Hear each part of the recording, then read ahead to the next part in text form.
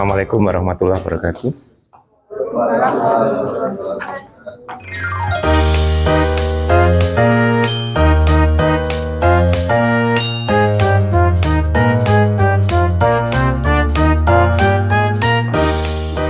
Oke, di beberapa pertemuan yang lalu kita sudah mendiskusikan tentang isomorfisme, ya.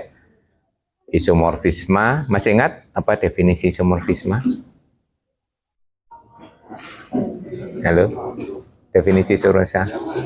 Halo, ayo. Oke, koresponden satu-satu. Kalau koresponden satu-satu itu mesti satu-satu dan pada. Disebut koresponden satu-satu itu karena syaratnya sudah satu-satu dan pada. Kalau satu-satu saja itu namanya injektif. Kalau pada saja itu surjektif. Satu-satu pada itu bijektif atau sering disebut korespondensi satu. Namanya korespondensi satu-satu memang satu ketemu satu gini kan ya. Nah, itu namanya korespondensi satu-satu. Coba teruskan lagi. Nah, ya, isomorfisme kan belum selesai tadi. Apa yang disebut isomorfisme? Kalau mengatakan korespondensi satu-satu, nggak cukup ya, korespondensi satu-satu saja itu belum cukup sebagai isomorfisme ya. Siapa yang bisa meneruskan? Tadi sudah mengatakan koresponden satu-satu, tapi kalau hanya berhenti koresponden satu-satu itu tidak harus isomorfisme, syaratnya kurang gitu. Pernyataan satu-satu daripada fungsi disebut isomorfisme jika fungsi x sama dengan fungsi x. Ya. Fungsi satu-satu pada. Jadi Anda bebas mengatakan yang penting maknanya sama ya. Jadi bisa juga, jadi kalau ingin meneruskan tadi koresponden satu-satu dari suatu grup ke grup yang lain yang mengawetkan operasi, gitu ya, itu gaya bebasnya gitu ya.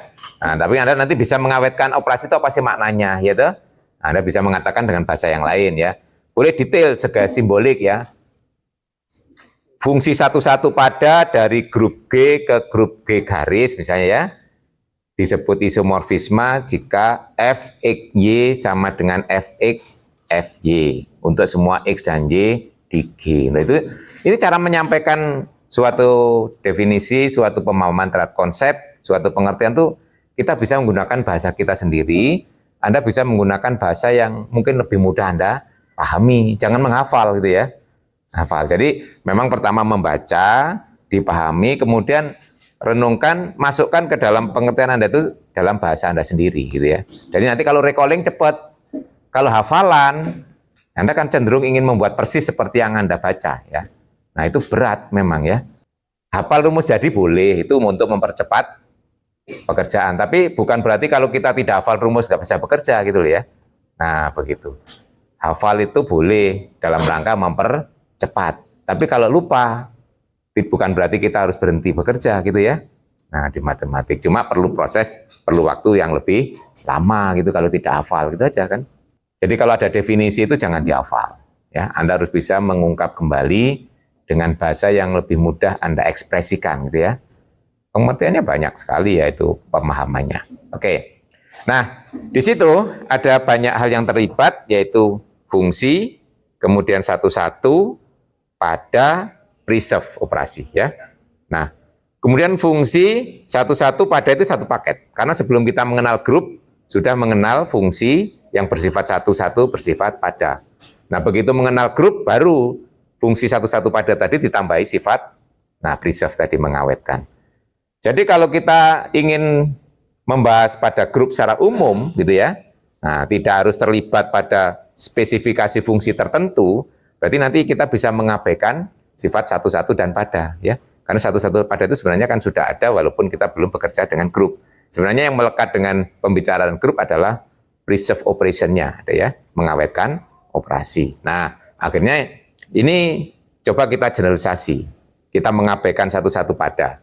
Artinya kalau kita punya fungsi hanya mengawetkan operasi saja gitu ya. Nah, nanti apa dampaknya terhadap ya yang kita punyai? Ya memang tidak sebagus kalau kita punya isomorfisme. Itu nanti akan kita bahas sebagai homomorfisme. Jadi pada dasarnya homomorfisme adalah fungsi dari suatu grup ke grup lain ya. Nah, yang mengawetkan operasi itu aja. Jadi dari banyak sifat di isomorfisme, ada yang kita abaikan ya. Oke. Jadi ini dalam matematik termasuk mengeneralisasi konsep ya.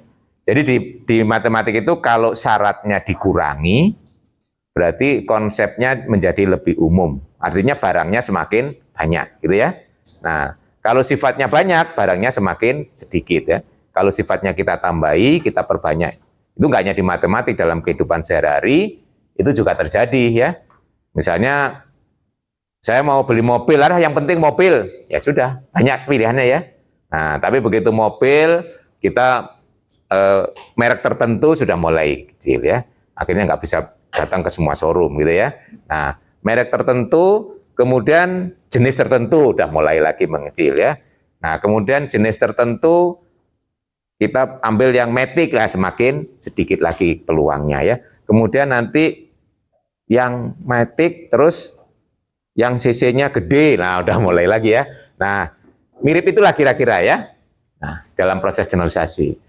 Jadi di sini kita hilangkan sifat satu-satu pada, artinya homomorfisme ini sebagai himpunan semesta lebih luas dibandingkan himpunan isomorfisme. Dengan kata lain, isomorfisme termasuk contoh dari homomorfisme. Jadi semua isomorfisme adalah homomorfisme gitu ya.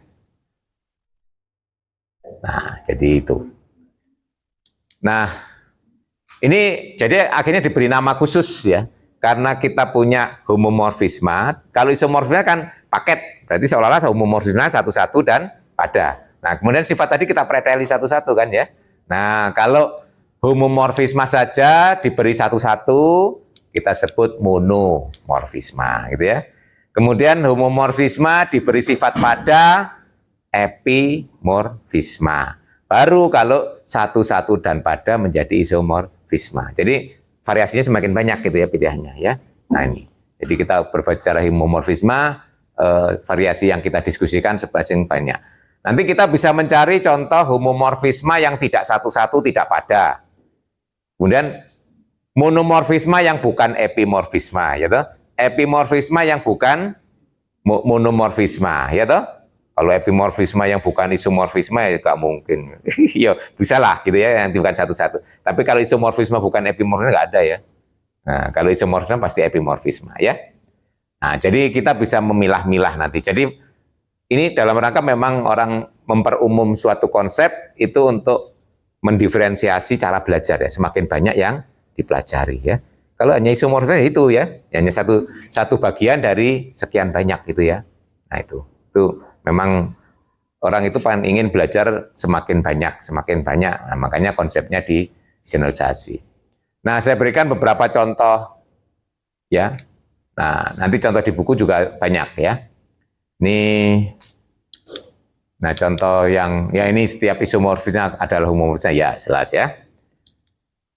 Nah, kemudian ini kalau kita punya pemetaan E dari G ke H, semua unsur di G kita petakan ke identitas.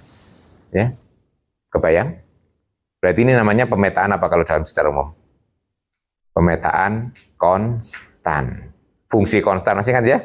Fungsi konstan itu semua unsur dipetakan ke satu unsur, ya toh? Nah, misalnya kalau dalam bilangan real itu fx sama dengan 5 untuk setiap x real, itu kan fungsi, ya. Nah, ini juga demikian. EX sama dengan EH untuk semua X di G. Jadi itu nanti kalau diilustrasikan, semua unsur di G itu semuanya dipetakan ke identitas. Ya. Jadi ini misalnya ini G, ini H, nah H itu ada EH, masih ada unsur yang lain. Nah ini semuanya dipetakan ke sini gitu ya. Nah itu ya, semuanya dipetakan ke identitas ya, nggak ada yang ke lain. Nah ini dapat ditunjukkan bahwa dia juga homomorfisme, ya tinggal ngecek aja ya. Kalau X dan Y itu anggota G, E, X, Y itu adalah identitas ya. Identitas H itu ya identitas H dikalikan identitas H, berarti sama dengan EX, E, Y gitu ya. Jadi memenuhi definisi homomorfisme. Nah ini, kalau nomor 3, contoh ketiga, ini sering kita sebut pemetaan natural dari Z ke Zn, ya, di mana setiap unsur di Z dipetakan ke kelasnya, ya. X dipetakan ke kelas X. Nah ini saya kira definisi atau bukti homomorfismenya menggunakan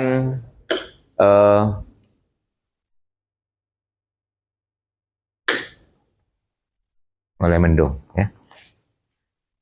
Menggunakan operasi yang ada di Z dan yang ada di Zn. Operasinya apa di Z dan di Zn itu?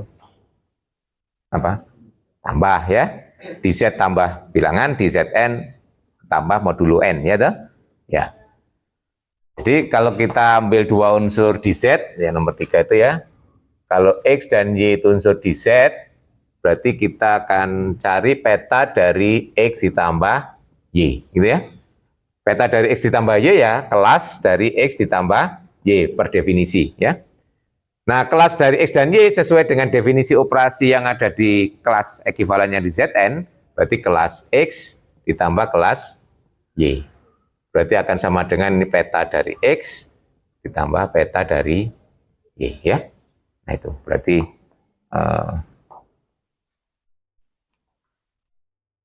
ini umumnya boleh juga dari dari Z ke Z, ya. Ini kebetulan domain dan kodomennya sama. Kalau pemetaan dari Z ke Z, Gx itu sama dengan 2X, ya. Itu homomorfisme atau bukan? Ya, mengapa?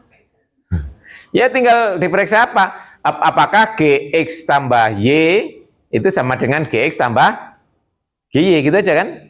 Ya. Nah, di situ Gx tambah Y kan 2X ditambah Y dalam kurung, ya. Itu kan menurut operasi yang ada di bilangan bulat kan 2X ditambah 2Y. 2X berarti peta dari X, Gx, ya. 2Y ya, Gy. Selesai, ya. Nah. Oke, jadi homomorfisme. Yang ini 2 pangkat X dari Z operasi tambah ke R bintang operasi kali. Homomorfisme bukan? Ya diperiksa saja, ya. Di Z operasinya tambah, di R bintang operasinya kali, ya. Oke, ini tinggal dicek apakah G dari X ditambah Y sama dengan Gx tambah Gy, Gx kali Gy, kan di kanan kali operasinya, ya. Nah ini kebetulan operasinya beda, yang di kiri tambah, di kanan kali, ya.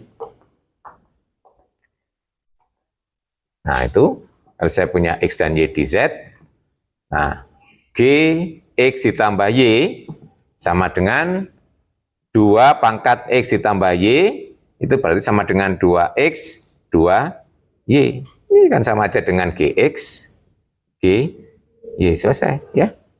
Nah, mengeluarkan pasti berarti homomorfisme. Tapi nanti bisa kita periksa, ya, sifat selanjutnya. Sebagai contoh nomor 1, saya tanya sifat berikutnya. Coba lihat tentang sifat satu-satu dan padanya. Ini kan sudah homomorfisme. Ditanyakan apakah satu-satu, apakah pada, gitu ya. Satu-satu enggak? Yang satu. Ya, ya. Pada fungsi dari himpunan A ke himpunan B disebut pada jika yang pertama, kalau setiap unsur di B mempunyai prapeta, ya toh? Betul? Untuk semua unsur di B mempunyai prapeta. Artinya apa? Untuk semua B di B terdapat A di A sehingga FA sama dengan B, betul? Itu pada. Atau yang kedua, bisa gunakan bahasa yang lain. Kalau image F sama dengan B, betul ya? Kalau image sama dengan kodomain. Loh. Secara umum kan image itu bagian dari kodomain. Begitu image itu sama dengan kodomain, berarti itu fungsinya pada. Loh, kan cara mengatakannya bisa beda-beda, tapi pengertiannya sama, ya. Nih, pada apa tidak? Tidak. Kenapa? Ingat definisi pada untuk setiap unsur di kodomain, ada unsur di domain sebagai prapetanya. Untuk setiap, berarti kalau kita mau mengatakan tidak, ada. Lihat gitu loh cara berargumentasi di matematik.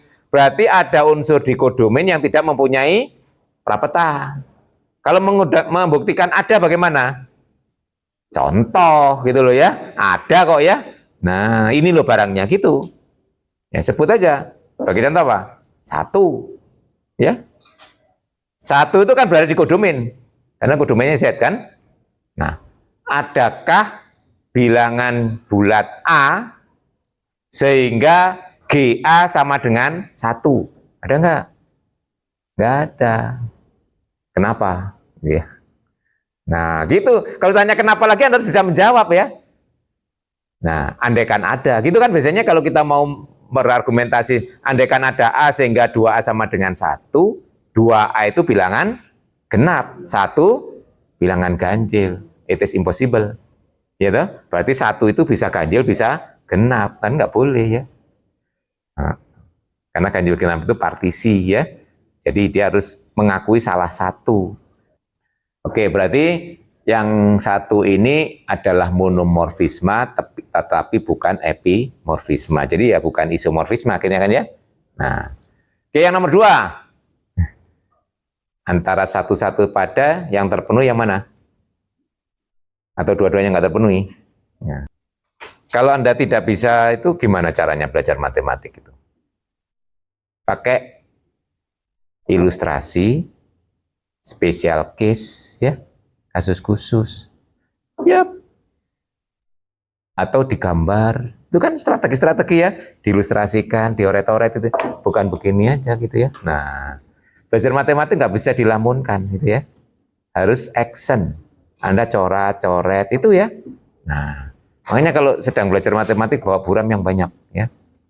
Atau kalau Anda itu kan bisa jadi di plot gitu ya. Anda kan sudah tahu persis mulai SMA sudah tahu gambar 2 pangkat X itu ya. Fungsi eksponen ya. Nah, itu pengetahuan SMA ini ya. Tapi hati-hati ini domainnya adalah Z gitu ya. Nah, kemudian di situ R. Gimana? Halo? Kan di SMA dulu kan belajar tuh. 2 pangkat X. Ya, 2X digambar itu. Masih ingat gambarnya gimana? 2 pangkat X. 2 pangkat X itu gimana gambarnya? Nanti kalau sudah tahu gambarnya 2 pangkat X, tahu gambarnya 2 log X, betul? Cirinya apa? Antara 2 pangkat X dan 2 log X. Tuh. Simetri terhadap garis Y sama dengan X. Kenapa? Loh, itu kalau jawab kenapa gitu ya. Matematik itu harus bisa menjawab mengapa gitu ya. Nah, gambar 2 pangkat X dengan 2 log X itu simetri terhadap garis Y sama dengan X. Karena 2 pangkat X dan 2 log X itu saling inverse. Ingat saling inverse itu kan menukar X dengan Y dengan X toh? Iya, makanya simetri terhadap garis Y sama dengan X ya. Tuh, kalau Anda mencerminkan terhadap garis X sama dengan Y, X kan jadi Y, A, B jadi B, A toh? Betul, itu kan berarti menukar. Matematik itu begitu loh cara belajarnya ya. Sampai tahu mengapanya gitu loh ya. Nah, kalau seperti itu saya yakin matematik menarik, nggak hanya dihafal ya. Kalau berhenti gambarnya akan simetri tersebut, gambar garis Y sama dengan X, tapi kita nggak tahu mengapanya. Ya dihafal, cepat hilang gitu ya. Nah itu. Saya yakin dulu di SMA nggak sampai sejauh itu kan. Ini kalau Anda cek, kalau Anda gambar saja, nah, ini kalau Anda sudah masih ingat, ya karena ini domainnya Z, Anda gambarnya nggak boleh dalam bentuk garis ya. Ya karena di sini ya ini 0, ini min 1, min 2, min 3, dan seterusnya, ini 1, ini 2, ini 3, dan seterusnya ya. Yang Anda tahu, nah nilainya di mana yang paling gampang? Di 0 ya. Di 0 itu pasti 1 ya. Sini ya. Ya. Di 1 2 gitu ya. Di 2 4 nih ya. Di min 1 setengah. Di min 2 4. Min 3 8. Loh, ini gambarnya ini. Kalau dulu di real ini dihubungkan, gini kan? Karena domainnya Z, berarti nggak boleh Anda hubungkan. Berarti gambarnya hanya titik-titik ini kan? Nah ini. Nah ini. Ini gambar fungsinya ya ini, titik-titik, nggak boleh Anda hubungkan karena domainnya Z. Ya. Kalau domainnya real itu nyambung, continuous ya. Nah, itu tinggal teruskan ke atas. Nah, gambarnya seperti itu. Bisa nggak Anda menafsirkan terhadap satu-satu dan pada? Kalau kodomenya seluruh bidang kecuali 0, ya toh? Seluruh ini, seluruh Y, tapi kecuali 0, ya. Nolnya itu dilubangi, ya. Nah, itu dilubang. Tanpa ini, ya. Ini seluruh ini, ya. Dengan gambar itu bisa membantu kita. Tapi memang kita nggak boleh berdasarkan gambar, matematika gitu ya. Berdasarkan gambar terbukti fungsinya misalnya apa gitu. Nah, gambar itu hanya untuk membantu penalaran kita. Ya. Kalau dari gambar itu terlihat apa? Satu-satu dan padanya mana yang terlihat? Dua-duanya terlihat ya. Cuma jawabannya positif atau negatif. Nah, itu yang positif apa? Satu kelihatan kan? Jadi kalau di situ tidak terjadi satu unsur di kodomain mempunyai 2 pasangan, ya berarti satu-satu gitu kan prinsipnya. Itu kan nggak ada itu ya. Ya. Dari gambarnya kelihatan.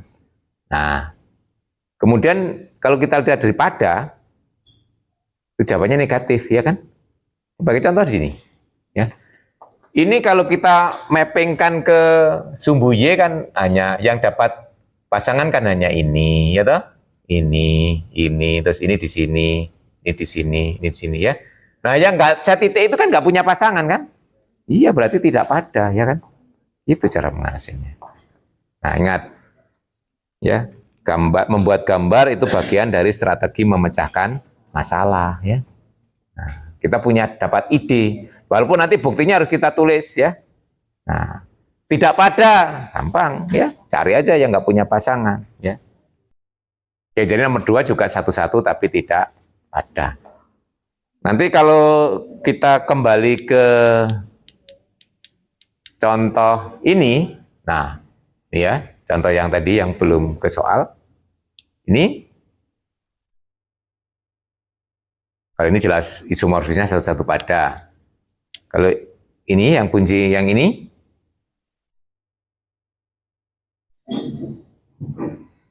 bagaimana? Satu-satu enggak? Enggak. Ya, bisa satu-satu. Kalau G-nya cuma identitas, hanya juga identitas. Ya. Nah, ini tidak pada kalau G-nya bukan identitas saja ya, atau non-trivial gitu ya, non-trivial group ya. Jadi ada unsur lain selain, jadi kalau G-nya, kan kalau isinya identitas saja kan juga grup toh.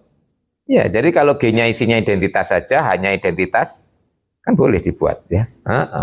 Ya, oke. Jadi kalau G-nya lebih dari 1 unsurnya, jelas tidak satu-satu. Pada atau tidak? Akan jadi pada kalau hanya cuma identitas saja isinya. Kalau hanya lebih dari 1, nggak pada gitu loh ya. Nah gitu. Jadi ini masih open karena sembarang grupnya kan ya. Kan ada kemungkinan ya, banyak kemungkinan yang terjadi gitu ya. Nah itu kalau berargumentasi di matematik itu harus kita cari segala kemungkinan yang terjadi gitu ya. Nah itu mengantisipasi. Oke, yang nomor 3. Nah, gimana itu nomor 3? Antara satu-satu dan padanya.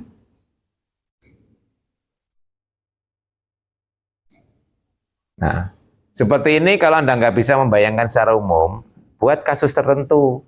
Misalnya ambil N berapa gitu ya.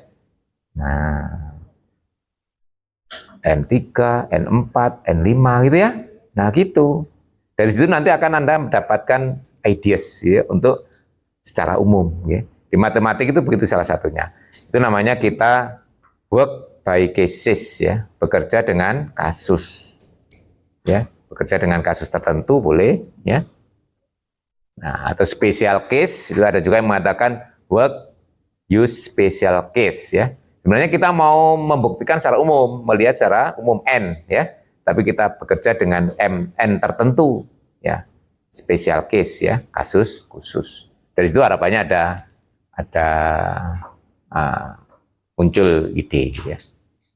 Nah, kalau kita bekerja misalnya pada ya kalau 4 saja atau 3 saja lah, nggak usah banyak-banyak ya. Jadi di sini kita punya ini Z ya. Ini Z yang di sini Z4 misalnya, Z3 atau Z4 boleh nggak? Z4 aja lah ya. Di sini isinya kalau Z4 kan cuma 0, 1, 2, 3. Nah, kita lihat. Ini 0. 0 ke 0. 1 ke 1. 2 ke 2. 3 ke 3. Terus 4. Ini 3 ya. 4 ke 0. Tuh. Min 1 ke 3. Ini udah mulai kelihatan ya. Min 2 ke halo 2. Nah, dan seterusnya. Ini sudah mulai kelihatan ya. Pertama, baru segini saja ini sudah penuh. Semuanya punya pasangan. Berarti artinya apa? Ada. Minimal dia yang sama isinya ya. Kalau 0 mempunyai prapeta 0, ya. Nah, 1 mempunyai prapeta 1, 2 mempunyai prapeta 2, 3 mempunyai prapeta 3, minimal itu ya. Jadi kalau X, kelas X, kita bisa pilih X, ya kan? Di Z. Mesti peta dari X ada kelas X ya. Berarti itu pada. Jadi kalau membuktikan secara umum, ya tinggal aja. Kalau ambil kelas X berada di Zn, pilih X-nya. X-nya kan anggota Z kan ya. Nah, itu pada. Satu-satu enggak? Enggak, ini coba lihat ya. Nah, kalau membuktikan enggak, contohnya ini. Ada 2 unsur yang berbeda, tapi petanya sama. Itu. Secara umum apa nanti kalau ingin membuktikan? Kalau kita pakai Zn. Ini kebetulan kalau di Z4, 0 dan 4 misalnya kita ambil contoh, ya kan? 0 dan 4. Kalau di Zn, ya ambil aja. Nah, 0 dan N, ya toh? 0 dan N kan beda toh? Iya, kalau bilangan bulat 0 dan N beda, ya. Nah, kalau kita punya Zn kan nggak mungkin N-nya 0 kan ya, masa ada Z0? Ya. Kan syaratnya masih lebih dari 1 biasanya. Ya. Nah, itu berargumentasinya ya, berarti tidak satu-satu, pada tapi tidak satu-satu. Baik, gitu ya. Nah, itu cara melihat sifat ya.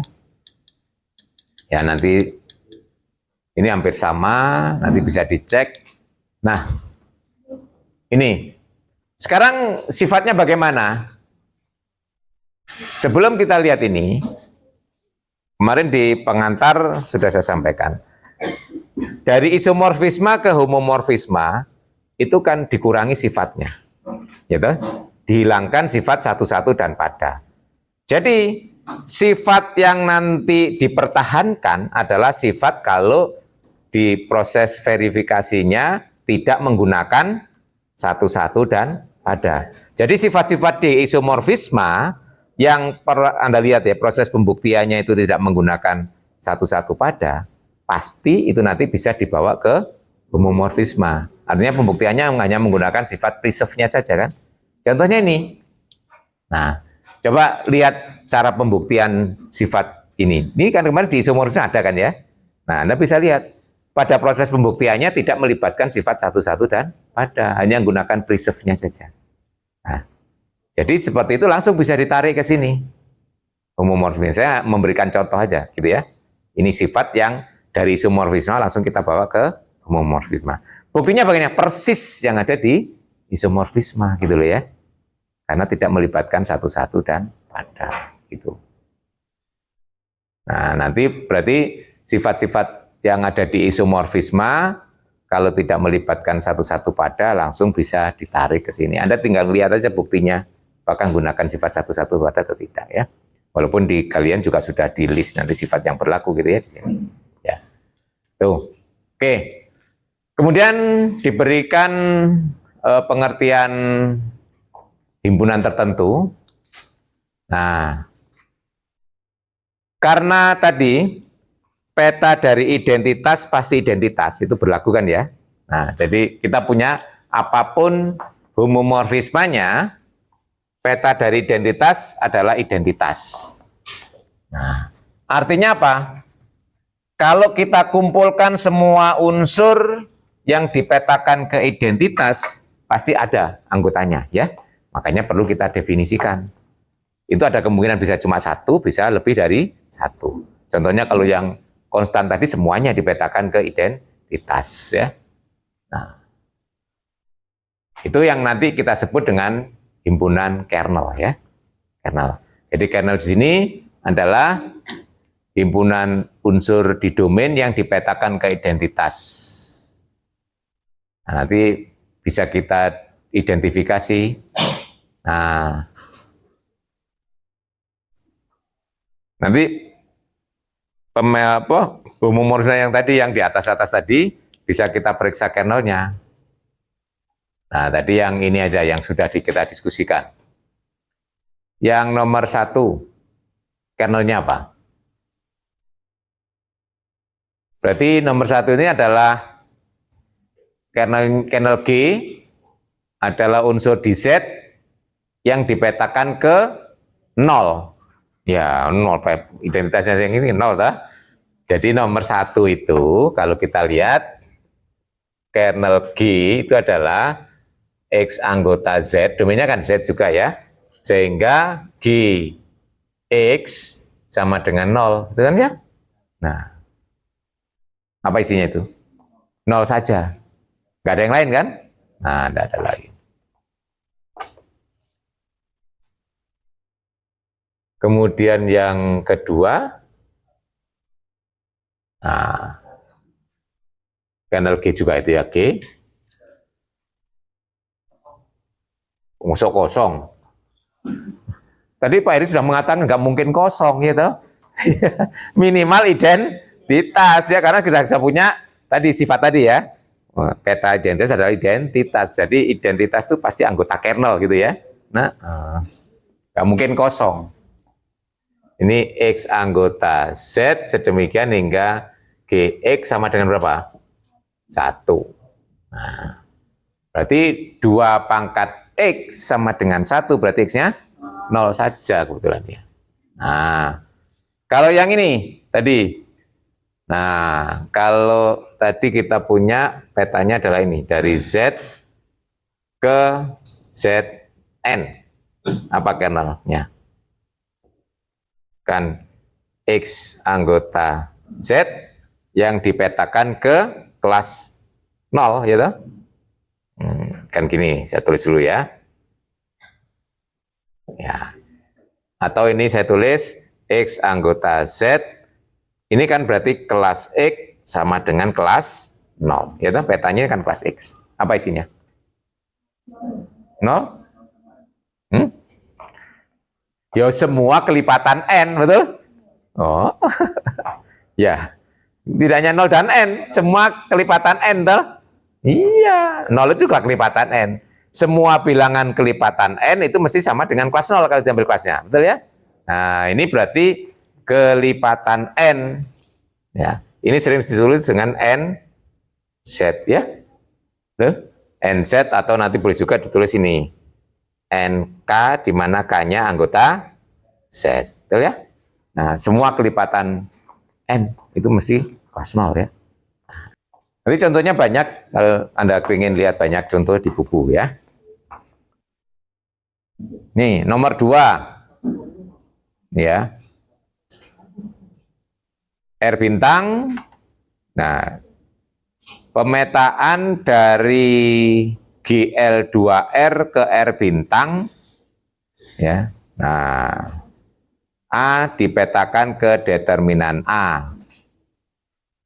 Pertama kita tunjukkan bahwa dia adalah homomorfisme. Ini ada dua hal ya.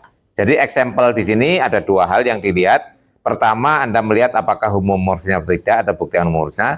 Kalau homomorfisme, Anda bisa mencari kernelnya, gitu ya.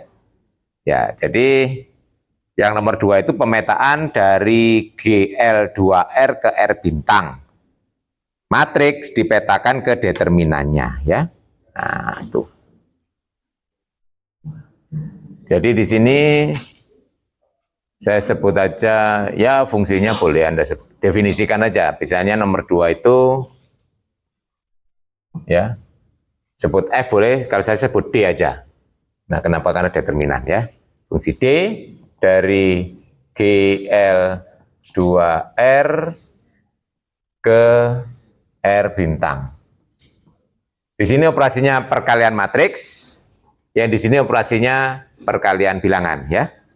Nah, di mana A dipetakan ke determinan A, ya. Ya. Tuh. Determinan A boleh dikurung, boleh tidak, ya. Nah, sekarang Anda pertama buktikan dulu bahwa di situ kan ada komentar ya. Is a homomorphism, ya. Berarti dia adalah suatu homomorfisme. Nah, ini sebenarnya implisit kita harus membuktikan gitu ya. Kalau kita sedang belajar, jangan ngikut aja bakat. Ini kan dikatakan oleh buku ya. Nah, kita sedang belajar. Nah, kalau di sini saya ambil A dan B, anggota GL2R, berarti D AB, berarti kan sama dengan determinan AB. Menurut fungsi determinan sama dengan determinan A dikalikan determinan B. Bisa. DA, DB ya. Berarti dari sini memenuhi definisi homomorfisme. Jadi D homomorfisme. Nah, sekarang bagaimana membuktikan kernelnya? Nah, unsur itu anggota kernel jika dananya jika dipetakan ke ya. Ya, saya tulis sajalah. Kernel D di sini. Kernel D adalah A anggota GL2R sehingga determinan A sama dengan 1. Anda sudah punya himpunannya, ya toh? Himpunan bagian dari GL yang determinannya 1. Sudah pernah tahu toh? Yaitu SL ya. Nah, makanya di situ harus disebutkan the kernel of, nah, determinan mapping adalah SL. Gitu ya. Oke.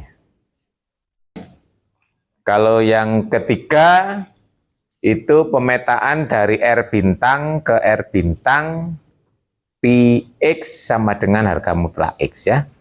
Nah, itu homomorfismenya disebabkan oleh sifat harga mutlak ya. Ingat, harga mutlak AB adalah harga mutlak A dikalikan harga mutlak B ya. Tuh, kalau Anda sudah belajar. Nah, itu berarti kan itu Pi AB sama dengan Pi A Pi B ya. Nah, itu. Oke, itu kemudian tidak sulit. Kalau kernelnya ya anggota R bintang yang dipetakan ke 1 gitu ya. Karena di situ identitasnya kan 1 ya, yang kanan ya. Berarti harga mutlak X, kalau X-nya tadi ya, harga mutlak X sama dengan 1, berarti X-nya plus minus 1 ya toh. Nah, makanya di situ kernelnya adalah 1 atau min 1 isinya ya. Nah, itu. Saya kira nomor 3 nggak terlalu susah ya. Nomor 4. Anda sudah belajar kalkulus kan? Sudah. Nah, berarti sudah tahu arti derivatif kan ya. Nomor 4, misalkan Rx adalah grup dari semua polinom. Ya, Anda sudah tahu kan polinom ya. Nah, polinom, kemudian pemetaannya dari Rx ke Rx ya. Dan pemetaannya adalah F dipetakan ke turunannya F ya, F ke F aksen ya, itu turunan ya, notasi untuk turunan derivatif.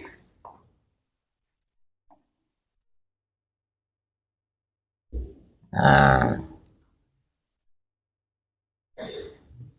jadi dari Rx itself ke dirinya sendiri. Nah itu kalau sudah tahu sifat-sifat turunan, otomatis di sini akan bisa menurunkan, sudah bisa menurunkan sifat itu, berarti bisa membuktikan bahwa itu adalah suatu homomorfisme. Nah, saya tanya, operasinya apa di sini? Ya, polinom sebagai grup, ya kan? Operasinya? Halo. Nah, ini kan nggak disebutkan lagi. Gini ini kan kita harus bisa menebak. Kalau membuktikan nanti operasinya apa gitu ya. Nah, itu himpunannya Rx ya. Itu adalah himpunan semua polinom.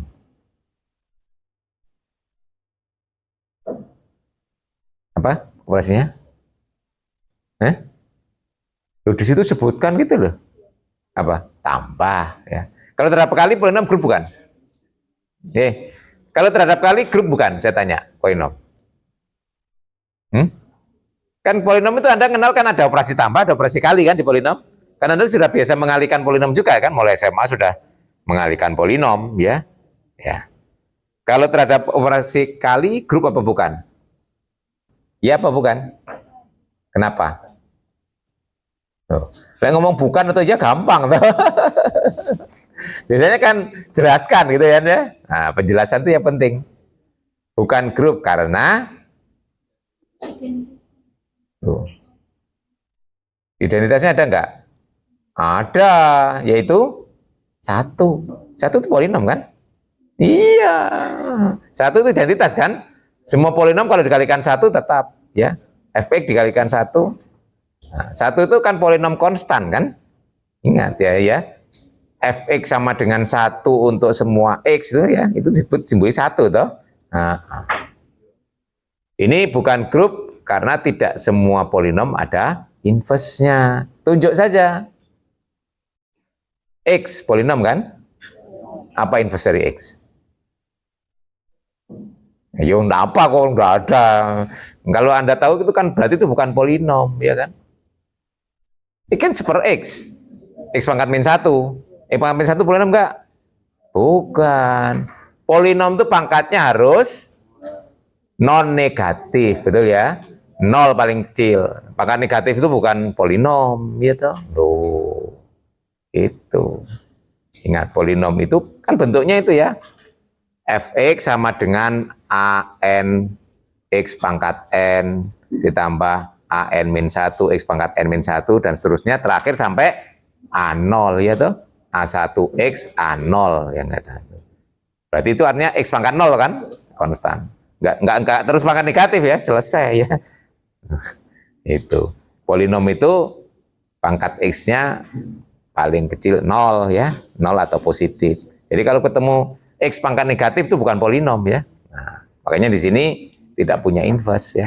Karena pangkat negatif nggak masuk di dalam Rx ya. Nah, oke, jadi operasinya tambah. Jadi tinggal memeriksa saja berdasarkan sifat-sifat derivatif. Ingat turunan. Nah, ingat turunan dari tambah akan tambah dari turunan masing-masing. Ya itu aja dipakai ya. Nah, jadi kalau kita punya ini f dari polinom f dan g, ya sebut aja misalnya itu derivatif d aja fungsinya, d juga ya derivatif ya. Nah, d itu dari Rx ke Rx, berarti kalau saya punya f dan g di Rx, nah d dari f tambah g kan turunan dari f ditambah g kan sama dengan f turunannya ditambah g turunannya, selesai ya. Nah itu. Jadi makanya kalau Anda sudah belajar kalkulus ini jadi soal yang gampang. Ya. Nah kemudian kernelnya di situ disebutkan all constant polinom, gitu. Nah karena operasi tambah berarti kan identitasnya 0. berarti semua polinom yang dipetakan ke 0. Berarti semua polinom yang turunannya 0. Nah, ingat kalau derivatif ya. Polinom apa ya turunannya 0 ya? Polinom konstan ya. Polinom yang nggak ada x-nya kan? Ya. Nah, ya. Nah, makanya di situ kernel derivative mapping is the set of all constant polinomial ya. Nah, itu. Oke, itu cara membaca example ya. Nah, masih banyak contohnya, jangan khawatir itu. Ini tadi sudah Z ke Zn.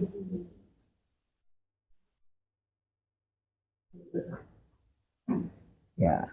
Contoh 6 itu bilangan kompleks ya. Situ bagian dari bilangan kompleks lebih tepatnya ya. Zi ya. Gauss ya, bilangan Gauss. Kalau bilangan kompleks itu koefisiennya kan real ya. Kalau Gauss itu koefisiennya bulat ya. Jadi dia hanya bagian dari bilangan kompleks Zi. Nah,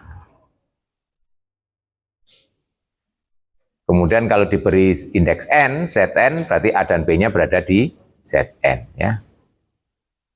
Nah, ini memperumum tadi sebenarnya. Tadi kan hanya dari Z ke Zn. Nah, ini dari Zi ke lain, sebenarnya kan tinggal masing-masing aja ya sama. Tadi kan kernelnya kelipatan n. Berarti di sini kan tinggal yang depan kelipatan n, yang belakang juga kelipatan n gitu aja ya. Nah, itu. Jadi 0 juga kan ya. Ya ini sebenarnya double aja. Pembuktiannya sama dengan kalau kita punya dari dari Z ke Zn tadi ya. Ya itu. Cuma di sini ada dua, yang ada di depan, ada yang di belakang. Oke. Ini adalah beberapa contoh, nanti Anda bisa mengambil contoh-contoh yang lain, bisa dari buku, yang lain boleh. Ya. Itu adalah sifat-sifat penting ya dari, nanti tinggal melihat sifat-sifat yang lebih jauh. Nah, sifat-sifat ini sebenarnya kalau kita mau melihat ini tinggal membandingkan dengan sifat yang ada di isomorfisme ya. Nah, itu.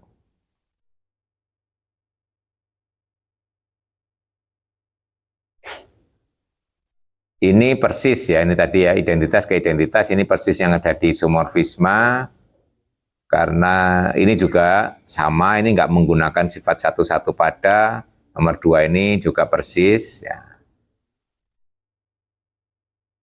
Ini kemarin juga hampir sama juga ini ya, bahwa peta membagi ini ya, sudah. Nah mungkin ini yang kemarin nggak ada. Nah nomor 4 itu, bahwa kernel itu adalah subgroup dari G ya. Nah, untuk membuktikan kernel itu subgroup dari G, Anda bisa menggunakan one step atau two step ya. One step atau two step. Jadi sebenarnya ini juga sudah dikomentari di proof-nya kalau Anda baca gitu ya. Nah, ini ada tiap properties itu ya, sudah dikomentari ya. Tinggal menjabarkan saja ya. Nah, jadi ini kita akan buktikan bahwa kernel P, kalau P itu adalah umum urusan dari G ke G garis, adalah subgroup dari G. Jadi untuk membuktikan itu subgroup, Anda bisa menggunakan subgroup test. Ya. Masih ingat subgroup test? Kalau kita menggunakan two-step test, apa saja yang harus kita periksa? Halo? Halo? Kalau two-step test, apa saja yang diperiksa? Ada berapa yang harus diperiksa? Berapa item? Tuh, kan kalau mau meriksa kan harus ada item checklistnya gitu. Nah, ini oke, lolos qualify control gitu. Nah, mesti ada. Kalau two step test ada 4 item yang harus diperiksa ya. Subgroup, tidak kosong, subset, tidak kosong. Jadi close under operation dan close inverse ya sendiri-sendiri, ada 4 item. Kalau two step test 3, item ya. Subset tidak kosong. Nah, ngeceknya antara close multiplikatif dan close inverse jadi satu. Kalau tadi kan AB diperiksa sendiri, A inverse diperiksa sendiri. Kalau yang one step test langsung AB inverse yang diperiksa, gitu kan ya? Nah, itu. Nah, Anda lebih suka yang mana? Nah, kalau Pak Heri, kalau dua-duanya bisa ya lebih enak yang one step test karena lebih efisien kan? Nah, kalau ini dua-duanya bisa. Saya lebih suka pakai yang one step test.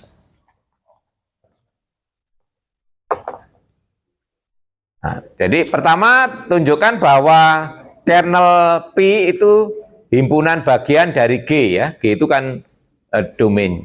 Jadi P itu kan dari G ke G garis, ini adalah homomorfisme group. Nah,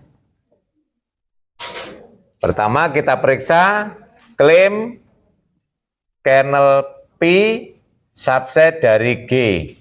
Jelas nggak? Jelas. Dari mana? Dari definisi. Ingat, kernel tadi. Nah, kernel itu adalah anggota domain yang dipetakan. Berarti pasti anggota domain toh? Berarti pasti subset ya. Jelas dari definisi.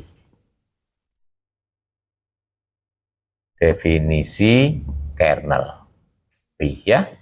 Nah, ya udah, kalau Anda tulis kernel P itu adalah X anggota G sehingga Px sama dengan identitas G garis ya.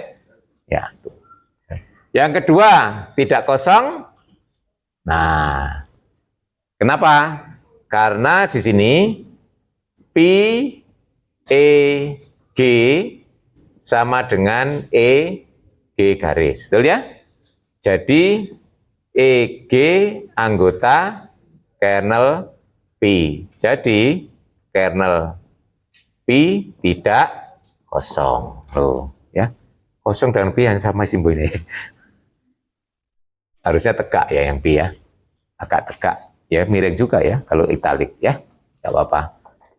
Ini yang P ini yang tidak kosong. Ini kosong ya. Nah. Oke. Nah, baru yang ketiga kalau saya ambil misalnya X dan Y anggota kernel, yang akan ditunjukkan apa? X, Y inverse anggota kernel, gitu ya. Kalau one step test itu. Bagaimana menunjukkan X, Y inverse anggota kernel? Ya, tunjukkan peta dari X, Y inverse sama dengan identitas.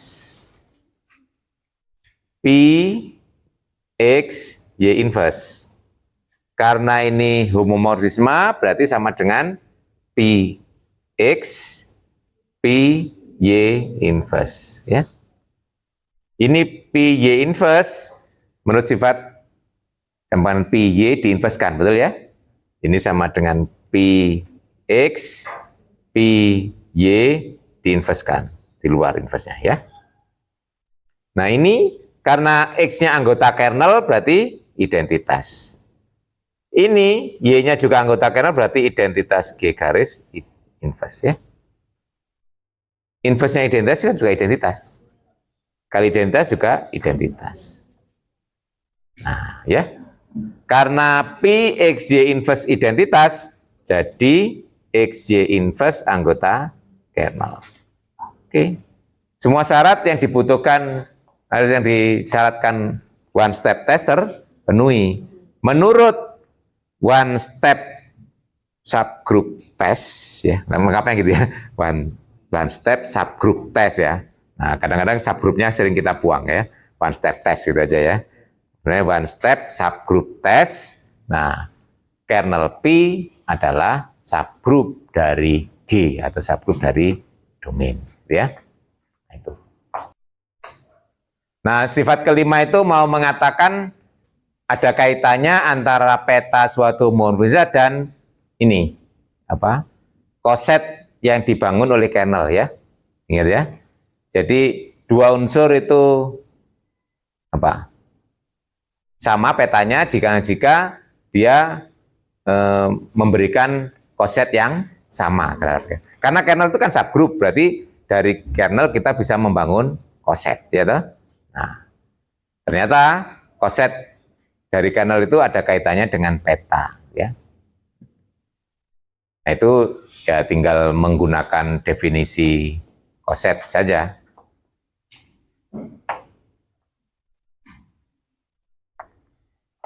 Langsung menggunakan definisi anggota kernel dan definisi koset. Itu bisa langsung jika dan jika, saya kira nomor 5 buktinya ya, nggak hanya searah-searah langsung bolak-balik. Ingat ya, di sini PA sama dengan PB. Ini kan jika dan jika PA, PB inverse sama dengan identitas. Tuh, sampai sini paham? Ya ini. X sama dengan Y, berarti XY inverse sama dengan identitas gitu ya. Ya. Ini saya ubah masuk ya kan. PA, PB inverse. Masuk gitu ya. Sama dengan identitas G. Ini semuanya menggunakan sifat-sifat homomorfis. Nah, ini karena homomorfisnya berarti sama dengan P, A, B inverse. P, A, B inverse sama dengan identitas. Jadi, jika A, B inverse anggota kernel. Betul? Sampai sini? Ya, sesuai dengan definisi kernel kan? Nah, A, B inverse anggota H. Ya, ini anggap H itu. Berarti AH sama dengan PH. Betul? Nah, ini kan di waktu kernel ya. Nah, ini berarti A kernel P sama dengan B kernel. Nah, itu ya. Nah, ini sifat. Jangan lupa di koset kemarin kan ya. Ini sebenarnya nggak masalah nanti karena kernel itu merupakan grup normal ya. Tapi cuma saya harus hati-hati. Kemarin yang di kiri itu berarti gini. A, H, saya urutkan. Sebenarnya kita ke bolak-balik nggak apa-apa inverse-nya ya. Karena nanti terbukti bahwa kernel itu subgroup normal, tapi cuma saya ingin konsisten dulu karena tadi kan belum dibuktikan normal ya. Kemarin ini AH, BH itu kan jika A anggota BH. Berarti jika ini A sama dengan B, A kecil berarti B inverse A. Oh, di kiri ya. Atau bisa juga kalau menggunakan B anggota AH berarti B sama dengan AH berarti A inverse B. Oke. Kebalik kalau kita menggunakan kiri. Kalau ini jadi kanan ya. Nanti inverse kalau ini aja yang di kiri supaya konsisten ya dengan yang kemarin biar nggak bingung. Pada dasarnya nanti nggak masalah sih. Kalau ini jadinya nanti ini kernel B tapi A-nya di kanan. Ini koset kanan gitu ya. Kalau yang AB inverse ini ya. Nah, harusnya inverse-nya yang di kiri. Saya ubah biar konsisten dengan yang Anda. Sebenarnya sama nanti, pada dasarnya sama karena nanti akan dibuktikan bahwa kernel itu juga subgroup normal. Ini jadi ini biar menjadi A plus B. Nah, kalau ini betul ya. Kalau normal kan kanan kiri sama saja, gitu ya.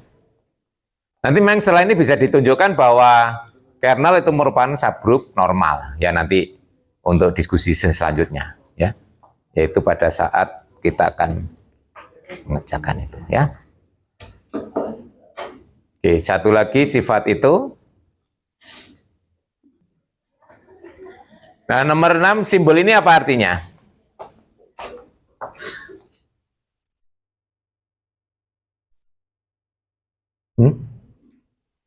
Ini apa simbol ini apa artinya? Inverse? Kalau P-nya belum tentu punya inverse.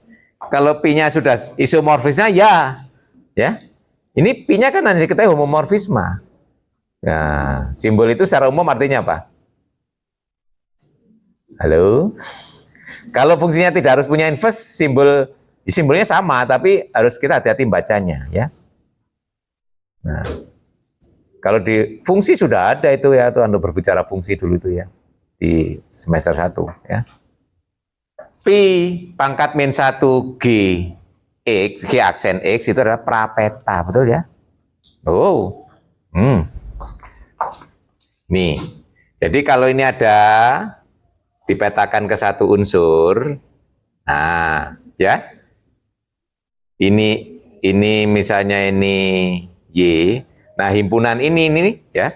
Kalau ke sini nih ini F ya. Nah, himpunan yang ini yang himpunan semua unsur yang dipetakan ke Y itu nanti prapeta dari Y. Ini kita sebut F. Nah, ini himpunan ini.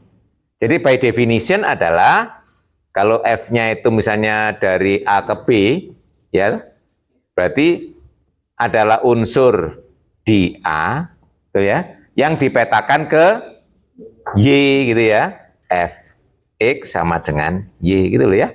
Nah, ini ilustrasinya ini. Jadi himpunan unsur yang dipetakan ke satu unsur ya. Prapeta namanya ya. Bacanya sering pre-image atau prapeta ya. Prapeta. Nah, jadi di situ kalau kita mau menghitung ya sesuai dengan definisi, diketahui yang kiri ya.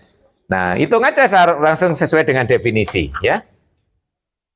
Pi pangkat min 1 G aksen ya.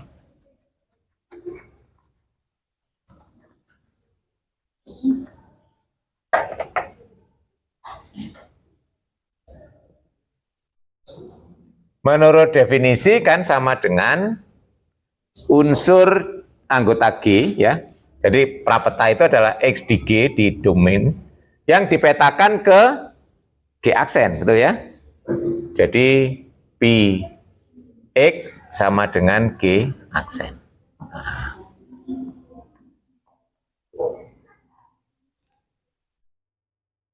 Tuh, itu memang definisinya itu. Ya. Nah, kenapa kok itu sama dengan G kernel X gitu ya? Nah.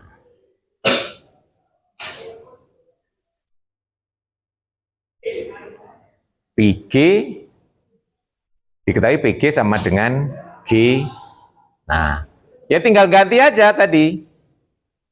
G aksennya Anda ganti dengan PG, betul ya?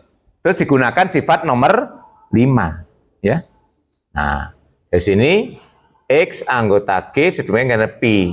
X sama dengan PG, betul ya? Nah, G garisnya saya ganti G aksennya karena diketahui PG sama dengan G aksen. Nah, PG. Nah, terus karena PX sama dengan PG, gunakan sifat nomor 5. Loh, itu toh. Sama dengan itu G kernel ya. Ya toh?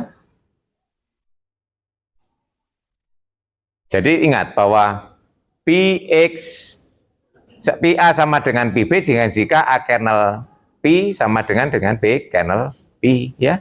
Nah, itu. Oke, satu lagi sifat yang penting. Tadi waktu Anda mencari kernel ya, mencari kernel untuk homomorfisme bersifat satu-satu, kernelnya itu hanya ketemu yang tadi ya, kembali ya. Contoh-contoh tadi recalling, ketemunya cuma identitas saja. Contohnya yang tadi 2x, ya toh? Nah, kemudian 2 pangkat x. Itu kan satu-satu. Kernelnya kan cuma identitas saja tuh isinya. Cuma satu unsur. Tapi yang pemetaan yang dari Z ke Zn, itu isinya kan banyak. Karena kelipatan ya. Nah, ini nanti akan diturunkan sifat homomorfis satu-satu jika kernelnya isinya hanya identitas saja. Jadi nanti bisa dipakai untuk memeriksa apakah suatu homomorfis satu-satu atau tidak. Tidak dengan cara seperti kemarin definisi petanya sama, kita tunjukkan unsurnya sama. Tapi cukup dihitung kernelnya. Begitu ketemu kernelnya cuma identitas saja, satu. Ya, tapi teoremanya harus dibuktikan dulu ya. Jadi kalau kita punya homomorfisme, nggak tahu nanti bukunya kalian teorema nomor berapa ini ya.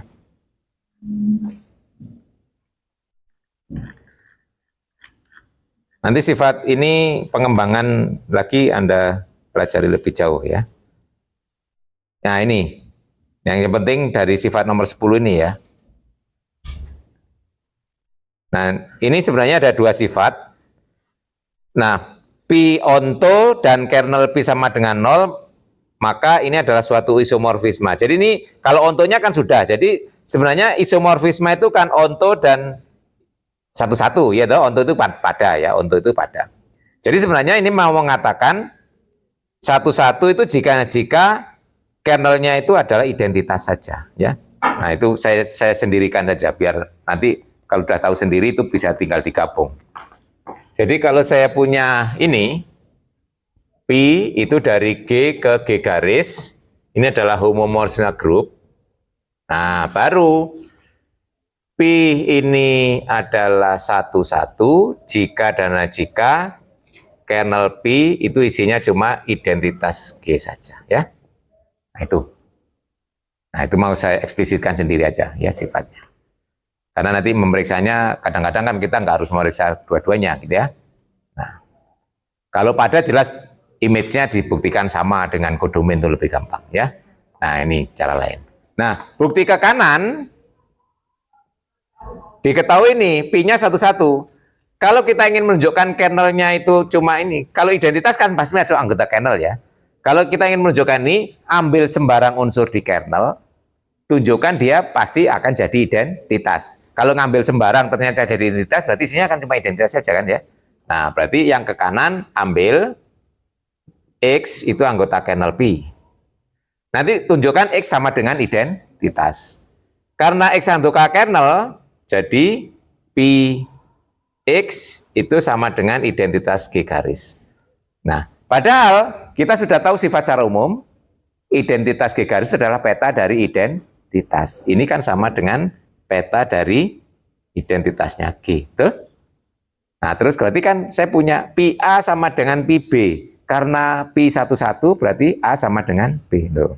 Karena, kan ke kanan berarti ini Pi 11 diketahui. Karena Pi 11, maka X harus sama dengan E, G. Nah, selesai ya.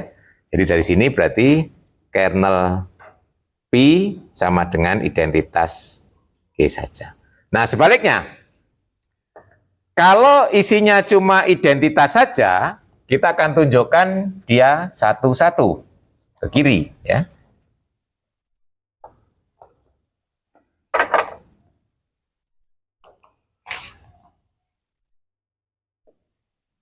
Misalkan kernel P isinya cuma identitas saja. Yang akan ditunjukkan P 11. Nah, menunjukkan P 11 ambil dua unsur, petanya sama ya. Kalau saya ambil A dan B itu anggota G dan P A sama dengan P B. Yang akan ditunjukkan A sama dengan B. Itu standar bukti yang satu-satu kan ya. Nah, karena Pi A sama dengan Pi B, maka kita punya Pi A B inverse sama dengan Pi A Pi B inverse sama dengan Pi A Pi B inverse sama dengan identitas. Karena A kan sama dengan B, Pi A sama dengan Pi B ya. Berarti Pi B inverse kan sama Pi A inverse toh?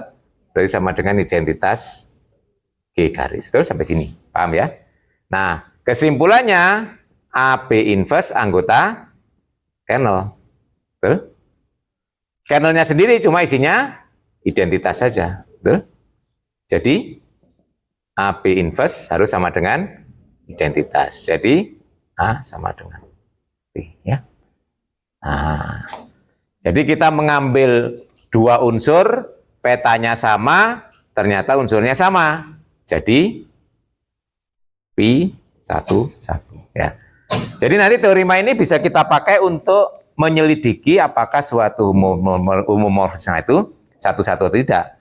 Tidak menggunakan definisi fungsi satu-satu, tapi cukup dihitung kernelnya. Kadang-kadang menghitung kernel jauh lebih sederhana dibandingkan ya membuktikan satu-satu dengan menggunakan sifat ya. Nah itu. Kayak tadi kalau kita menghitung kernelnya kan cepat ya kalau kita sudah tahu definisi fungsinya. Nah dengan kernelnya ternyata isinya nggak hanya identitas saja berarti tidak satu-satu. Ternyata kernelnya cuma identitas saja berarti satu. Oke. Itu mungkin diskusi kita tentang Murza. Tadi sudah saya singgung, nanti akan kita buktikan berikutnya, yaitu kalau kernel itu adalah subgroup normal. Nanti tapi nggak sekarang ya, karena waktunya habis ya. Nanti sambungannya, karena sambungannya berikutnya. Nah, kalau kernel itu subgroup normal, nah berarti nanti kernel itu kan subgroup normal dari domain. Berarti berdasarkan diskusi tentang grup faktor kemarin, berarti kita punya grup faktor yaitu domain dibagi kernel. Nah, itu nanti ceritanya. Ya. Domain dibagi kernel itu apa sih? Kan gitu ya. Nah, itu nanti akan kita diskusikan dalam topik terakhir dari bagian grup ya. Harusnya kan memang topik terakhir minggu depan. Harusnya minggu satu lagi kan untuk ujian harusnya ya. Tapi nanti ujiannya karena ditunda, nanti kita teruskan dengan materi ring ya.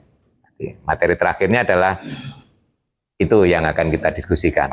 Jadi nanti kita ceritanya adalah kernel adalah bisa ditunjukkan, nanti kita tunjukkan pekan berikutnya lagi ya, pekan depan. Kita tunjukkan daring ya pekan depan ya. Ya, jangan tidur ya. Ya, jadi nanti dapat ditunjukkan kernel itu subgroup normal dari domain, berarti nanti kita punya grup faktor domain dibagi kernel ya. Nah, nanti akan kita periksa apa domain dibagi kernel lebih jauh ya. Nanti kaitannya dengan, terutama dikaitkan dengan image ya, nanti domain dibagi kernel ada kaitannya dengan image. Itu nanti yang kita sebut isomorphism theorem ya. Nah, nanti lebih tepatnya the first isomorphism theorem, terus nanti ada the second and the third. Nah, the second and the third itu nanti dapat dibuktikan dengan menggunakan the first. Oleh karena itu kalau di bukunya kalian, the second and the third jadikan soal. Ya. Nah, yang teoremanya cukup yang the first saja ya. Tapi kalau di buku lain ada juga yang langsung teoremanya the first, the second, and the third jadi teorema ya. Oke, walaupun soal disebutnya the second, the third ya. Di situ disebutkan. Nanti silakan dibaca-baca bagian akhir dari topik tentang grup adalah isomorphism theorem ya.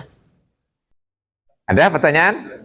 Ya, nanti untuk sifat yang satu paket yang teorema kedua itu juga hampir sama dengan di isomorphism. Sebenarnya di sana sudah ada penjelasannya, Anda bisa membaca, tapi kalau kesulitan boleh ditulis di forum ya. Nah, biar terdeteksi kalau kesulitan. Kalau tidak ada komentar di forum, berarti saya anggap nggak ada kesulitan. Gitu ya. Oke, cukup? Oke, saya kira cukup. Sampai ketemu lagi pekan depan. Insya Allah kita daring ya pekan depan ya. Sudah, Anda mungkin ada yang sudah sampai di rumah pekan depan ya. Nanti paling sama teman-temannya kabar-kabaran aja ya. Yang nanti sambil online, wah saya sudah ada kue apa, kapan. Oke, Assalamualaikum warahmatullahi wabarakatuh.